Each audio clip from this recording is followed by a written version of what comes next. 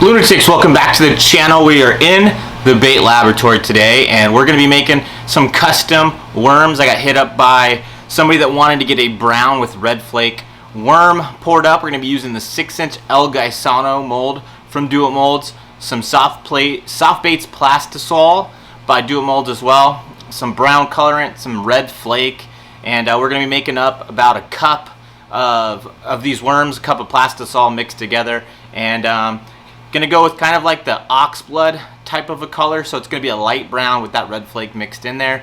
So we're gonna see how these turn out. I think they're gonna turn out pretty cool, pretty good all natural color. You can use it in a ton of different scenarios, and if you're looking for a new color, maybe try this one out. Pay attention to what I'm doing in the video and try to get your recipe pretty consistent, and I think you'll have some success with these worms. Pretty simple color, single colorant, single color flake, and a pretty simple process. We're going to pour up one cup of Plastisol right now and get these things going, so stay tuned. We're going to be making some baits.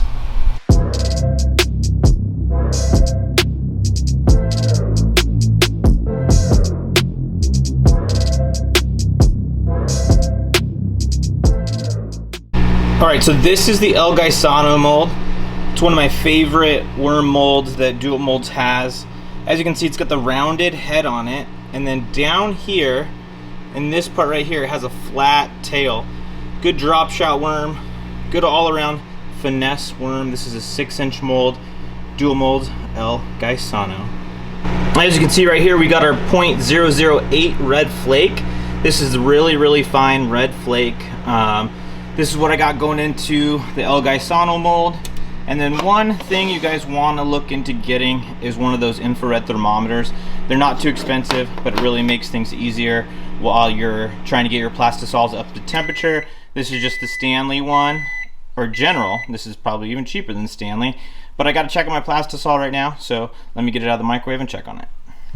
Okay, so our Plastisol should be ready to go. I'm gonna take it out of the microwave. I overfilled my cup, so I got a bunch of mess going on, so bear with me on that. But what we're gonna do now is start adding in our colorant. This brown that I'm using is pretty light, so probably gonna go like 15 drops. 4, 5, 6, 7, 8, 9, 10, 11, 12, 13, 14, 15. I might even need to add a little bit more than that. I might add a little bit of black just to darken the worm a little bit, but we'll have to just kind of see as we go. But this brown is definitely light, so I might even double what I just put in there because I don't think it's gonna really make too tremendously darker. 1, 2, 3, 4, 5, 6, 7, 8, 9, 10. So now we're up to 25 drops of the brown. So we'll mix that in, we'll check out our color. Definitely darker. What I'm going to do next is I'm going to put in the red flake. Got to grab my measuring spoon out of here if I can find it. There it is. And then here is our red flake. 1/4 teaspoon red flake, 1 cup of Plastisol. Let's get that all mixed in there. Okay, so far so good. It's actually pretty cool, but I might do like 2 drops of black just to give it a little bit of darkness, because I think that when I go to pour this worm it might be too dark. But you know what, to be on the safe side, I don't want to ruin this 1 cup of Plastisol. I'm going to test it out on the table here and kind of just see. So I'm going to let that solidify, and we'll check in on that little piece on the countertop here and see how it looks, and we'll make a decision. So one thing that I did off camera is I haven't poured any worms in a while, so these injectors have been sitting, so you want to add a little bit of worm oil to them, and it's going to loosen them up pretty good. So you're going to get a nice little smooth plunger on the injector. And that's what you want when you're pouring these, so nice and smooth. I got that oil in there. Okay, so right there is our brown. I looked at it before I put it on camera, and I'm thinking that I would rather have a little bit of darkness to it. I know it's probably not coming through in the light, but this is definitely something that you can do to test out your colors. So I'm going to add a little tiny bit of black to it so that way I can darken it, and I still think that those red flakes are going to come through nicely. Okay, so what we got here is Soft Plates Black X2 Colorant. I'm literally just going to add that. It was pretty runny already, so I think that that should do it. And we'll just mix that black in, and then we're going to pour. That black should darken it up. I don't need it to darken too much, but I definitely needed it to just a little hair darker, because I think that that brown would be a little bit more prominent, and that's what we're going for. We're not going for like a sand or something like that, so I think I needed to darken it up, and I think that that little tiny bit of black definitely did the trick.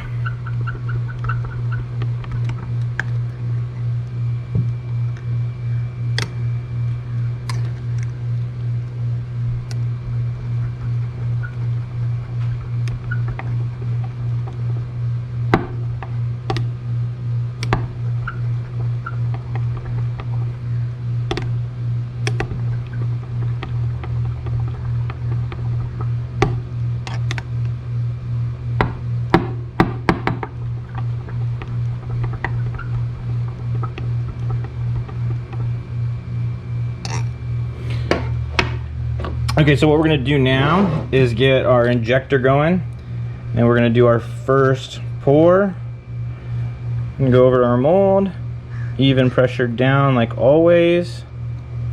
Hold that pressure. It doesn't take a whole lot of plastic to fill up this mold, but you want to hold that pressure to make sure that everything gets filled out properly. And that's probably about good. And then we're going to need to top off our sprue just like so. Put the extra back in our cup, and that's going to do it. So then we'll just wait for them to dry up, and then we'll check them out. Okay, so I think our worms are ready to go, so we're going to check them out. Open up our mold, check out the final product, and yeah, those turned out really cool.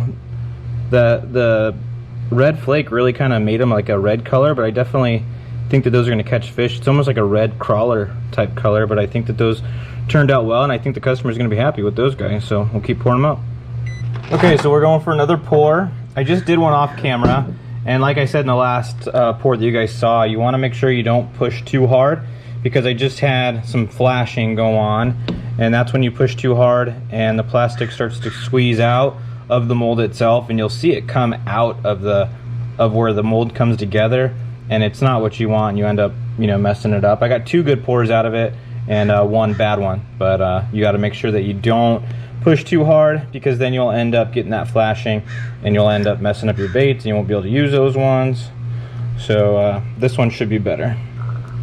Okay, so I think our baits have cooled enough in the mold, so we'll get them out of there and put them in the bath. And I get questions all the time about what the bath is. It's literally just a little bucket of water, so there's nothing special about it.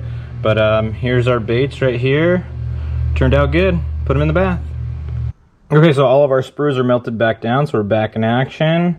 Draw up our plastic over to the mold, even pressure down. And this Plastisol is hot, so I got to do less pressure than normal, because when your Plastisol is really hot, you got to pay attention, because it's going to be a lot more thin, a lot more runny, so it takes less pressure to get that flashing. And I don't have the most heavy duty clamps on here, so you just got to be a little bit more careful with your pressure. All right, so let's check on these worms. I'm sure they turned out all right, but you never know till you open the mold. Yep, it turned out good. I like this color. It turned out really, really good. Check that out. All right, in the bath they go. Keep going. So like I said, guys, the bath is literally just this bucket with water in it, and there's the worms so far. It's nothing special. I decided to record this part while the microwave was heating up the sprues and everything from the ones that are in here, so that way I can make more of them. But that's it. Bucket, water, baits. There's your bath. All right, so this is going to be the last pour that I do on camera.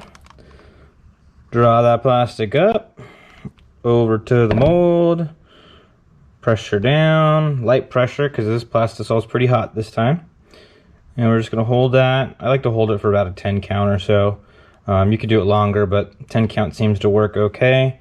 And then one thing I found that works well for me is I start to keep that pressure as I'm pulling the injector out, because sometimes you'll end up getting a little bit of plastic that wants to stick in there, and my injector just went into my cup, so I'm gonna have to clean that out. That's a bummer. Okay, so I got the tip of the injector out of my plastic, and this is more of an inconvenience than a problem, but all you gotta do is just basically peel the plastic off. It's super easy to do it, so it's not that big of a deal. You just got to make sure you let it cool all the way down before you do that, because then it becomes a big mess, but once it cools down, it comes off real easy. Alright, so let's check on our last pour that we're going to do on camera. I still have a few more baits to do. I didn't do all of them on camera because I would bore you guys. It'd be like 13 or 12 or something pours that I'd have to do in front of you guys, and that would just get boring. So here we go. That's the last one. Still looking good. And we'll take this sprue off, and we'll put these in the bath, and then I'll check in with you guys when I'm done pouring these. Okay, well, I'm out here in the sun. The sun's going down, so I have a lot of shade on these, but that's what they look like all complete.